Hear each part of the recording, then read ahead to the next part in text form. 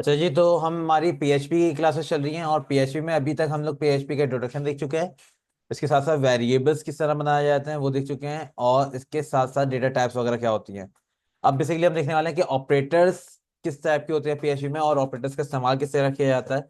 तो भाई ऑपरेटर्स हमारे पास पीएचपी में, operators are use to perform operations are on variables and values. भाई ऑपरेटर क्या होते हैं?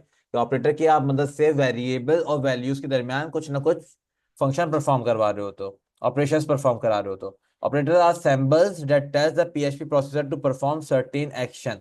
For example, the addition symbol is an operator that tells PHP to add two variables or values, while the greater than symbol is an operator that tells PHP to compare two values.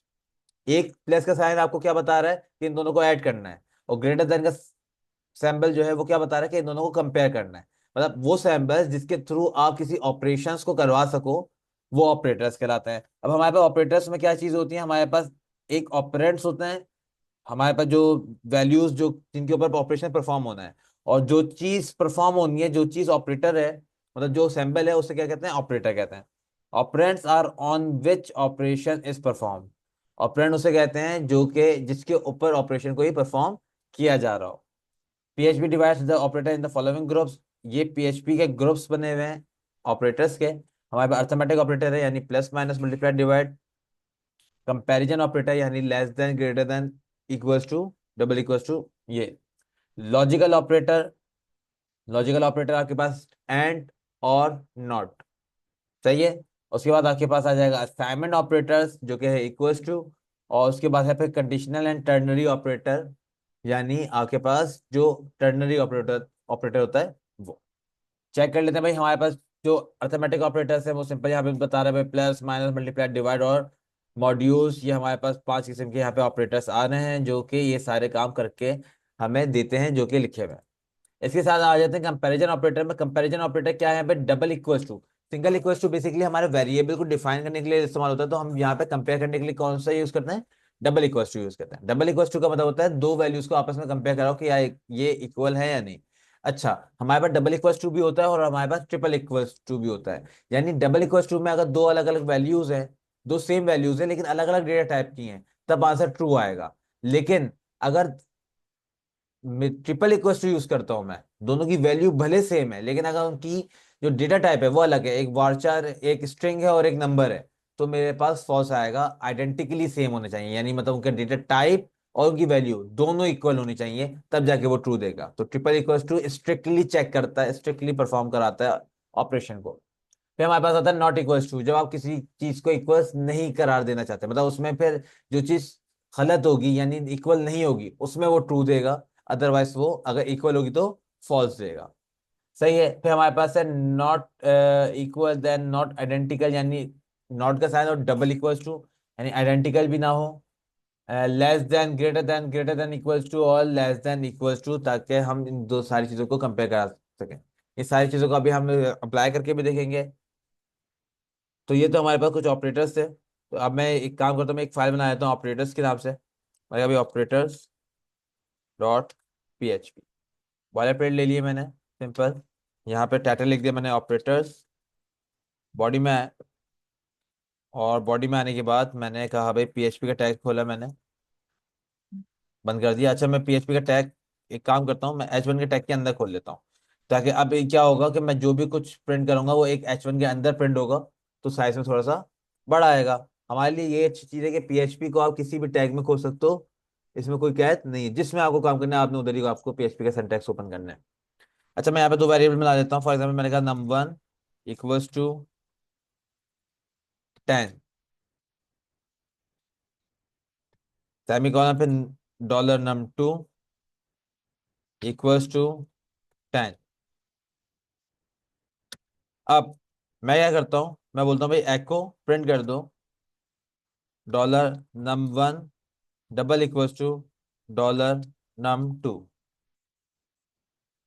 Print कर दो इन दोनों को compare करा के। अब जब comparison का हम यूज करते हैं तो उसमें आंसर या तो ट्रू आता है या तो फॉल्स आता है। चेक करते हैं क्या आंसर आ रहा है। मैंने F5 किया, अच्छा सॉरी F5 से नहीं, ये मुझे डायरेक्टली लोकल होस्ट से जाके चलानी होगी। मैं यहाँ पर आया, रिफ्रेश करते हैं, operators dot P H P यहाँ पर आ गया है। मैं यहाँ पर क्लिक करता हूँ तो मेरे पास आंसर क्या आ रहा है? 1। आंसर क्या आ रहा है? 1। ट्रू और फॉल्स बाइनरी कोडेड होते हैं, और ट्रू का मतलब आपका 1 होता है और फॉल्स का मतलब 0 होता है। फॉल्स का मतलब 0 होता है और ट्रू का मतलब 1 होता है। तो यहाँ पे ये 1 दिखा रहा है, यानी ये ट्रू है, यानी ये ट्रू है। अब अगर ये फॉल्स होता तो क्या आता, 0 आता। अब फॉर एग्जाम्पल ये ट्रू क्यों है, क्योंकि दोनों के अंदर की जो वैल्यू है 10 10 वो इक्वल है, वैल्यू इक्वल है, क्योंकि मैंने आइडेंटिकली चेक नहीं करवाया। अब अगर मैं आइडेंटिकली चेक करवाता हूँ, यानी ट्रिपल इक्वल टू लिखता हूँ, अगर मैं ट्रिपल इक्वल टू लिखता हूँ, तो मेरे पास जो आंसर है वो पे नहीं आएगा, यानी फॉल्स जो है आपका वो पे शो नहीं होता। यानी ट्रू जो होगा वो 1 पे शो कर देगा, और फॉल्स होगा तो वो शो नहीं होगा। अच्छा, इसके अलावा ये सिर्फ कंपैरिजन के लिए होता है, आप सिर्फ कंपेयर कराते हो कि ये चीज ऐसी है या नहीं है, सिर्फ कंपेयर कराओगे और देन फिर उससे जो काम करवाना है वो काम करवा सकते हो। फॉर एग्जाम्पल मैं यहाँ पे एक और काम कर सकता हूँ, मैं बोलता हूँ भाई इफ $1 ट्रिपल इक्वल्स टू $2। ये इफ को मैं इस्तेमाल कर रहा हूँ, तो मैंने कहा भाई अगर ये दोनों इक्वल है तो मैं एको कर दूं कि बोथ नंबर्स आर इक्वल। अब देखो मैंने यहाँ पे चेक कराया, अब मुझे पता है इन दोनों का आंसर या तो ट्रू आता है या तो फॉल्स आता है। ट्रू आता है तो पहला कर्ली ब्रैकेट चलेगा, फॉल्स आया तो दूसरा चलेगा। और यहाँ पे बोल देता हूँ एको बोथ नंबर्स आर डिफरेंट। ठीक है, यहाँ पे आते हैं, रिफ्रेश करते हैं, तो मेरे पास यहाँ पे क्या आ रहा है, सिंटैक्स एरर एक्सपेक्टिंग कॉमा और सेमी कॉलन। मैं यहाँ पे सेमी कॉलन लगाना असल में भूल गया हूँ। आपको मैं फिर बता दूं, हर लाइन के एंड में आपको सेमी कॉलन लगाना है, हर लाइन के एंड में आपको सेमी कॉलन लगाना है, यानी एंटरमीटर। रिफ्रेश करते हैं तो क्या लिखा हुआ आ रहा है, बोथ नंबर्स आर डिफरेंट, क्योंकि ये दोनों नंबर डिफरेंट वैल्यू के हिसाब से नहीं, लेकिन डेटा टाइप के हिसाब से डिफरेंट है। या तो आप इसमें जो चीज लिखना चाह रहे हो वो लिख सकते हो, both numbers are same in value but different in types.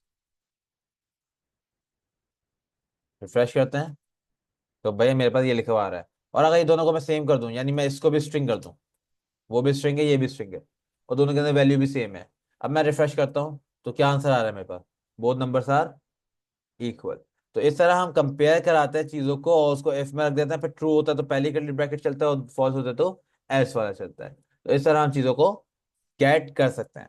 इसके बाद हमारे पास लॉजिकल ऑपरेटर आता है। लॉजिकल ऑपरेटर हमारे पास दो कंडीशंस, दो कंपैरिजन सिचुएशंस को आपस में मैच करवा रहा होता है, और बोलता है कि अगर ये दोनों का जो आंसर आया उस हिसाब से काम करेगा। फॉर एग्जाम्पल हमारे पास एंड और है।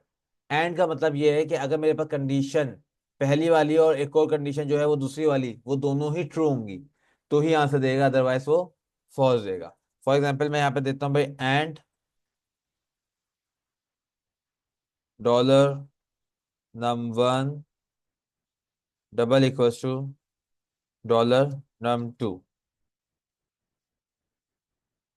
मैं कहा भाई num1 double equals to num2, num1 triple equals to num2। यानी ये आइडेंटिकली चेक कर रहा है और ये नॉर्मली चेक कर रहा है, ये नॉर्मली चेक कर रहा है। अभी देखते हैं तो ये आइडेंटिकली सेम है, ये भी ट्रू हो गया और ये तो ट्रू हो ही गई। सही है, आंसर देखते हैं क्या आ रहा है, रिफ्रेश करते हैं तो मेरे पास आंसर क्या आ रहा है, बोथ नंबर आर इक्वल। लेकिन अगर मैं इसको आइडेंटिकली नहीं करता, मतलब एक को मैं स्ट्रिंग और दूसरे को मैं नंबर कर देता हूं, एक को स्ट्रिंग दूसरे को नंबर कर देता हूं, तो ये तो ट्रू ही रहेगा, ये ट्रू ही रहेगा, लेकिन ये क्या हो गया, फॉल्स हो गया। तो एंड क्या करता है, एंड को दोनों सिचुएशंस ट्रू चाहिए तो ही ट्रू बोलेगा, अदरवाइज वो क्या बोलेगा, फॉल्स, अदरवाइज फॉल्स चलेगा। मतलब एंड लगाने से क्या होगा कि ये वाली कंडीशन का भी ट्रू होना जरूरी है और ये वाली कंडीशन का भी ट्रू होना जरूरी है, इन दोनों में से कोई एक भी फॉल्स हुआ वो फॉल्स देगा, दोनों फॉल्स हुए तब भी वो फॉल्स देगा। अदरवाइज दोनों अगर ट्रू होंगे तो ही आपका पहला कर्ली ब्रैकेट यानी ट्रू चलेगा। सही है, ये है एंड। अगर मैं बात करूं और की, और कुछ इस टाइप का लगता है। सही है, तो और की अगर मैं बात करूं तो अब इसमें क्या होता है कि इसमें दोनों का ट्रू होना जरूरी नहीं है, उन दोनों में से कोई एक भी ट्रू हो जाएगा तब भी ट्रू कहलाएगा। मतलब ये ट्रू हो जाए तब भी पहला कर्ली ब्रैकेट चलेगा, ये ट्रू हो जाए ये तब भी पहला ब्रैकेट चलेगा, और अगर ये दोनों ही ट्रू होंगे तब भी पहला ब्रैकेट चलेगा। अगर दोनों फॉल्स होंगे तो फिर नीचे वाला चलेगा। मैं यहाँ पे आता हूँ, रिफ्रेश करता हूँ, तो यहाँ पे क्या आ रहा है, बोथ नंबर्स आर इक्वल। जबकि एक फॉल्स हो रहा है, ये वाली जो कंडीशन है मेरी फॉल्स हो रही है, और ये वाली कंडीशन मेरी ट्रू हो रही है, लेकिन फिर भी मेरे पास क्या दे रहा है, बोथ नंबर्स आर इक्वल। अच्छा, मैं अब दोनों को ही कंडीशंस को फॉल्स कर देता हूँ। दोनों कंडीशंस को ही मैंने क्या कर दिया, फॉल्स कर दिया। आप देखते हैं, रिफ्रेश करते हैं, तो मेरे पास ये दूसरा वाला एल्स चल रहा है। तो ये ऑपरेटर्स है जिनकी मदद से आप अपने बाकी सारे काम कर रहे होते हो, और यही ऑपरेटर्स आपकी काफी सी जगहों पे काम आते हैं, लाइक आपके पास फंक्शंस में, आपके लूप्स में, और इसके अलावा आपके इफ एल्स में बहुत ज्यादा काम आते हैं जब आप कोई सिनेरियो वगैरह बना रहे होते हो। तो इसकी प्रैक्टिस कर लेनी है ताकि ये चीजें सही से समझ में आ जाए।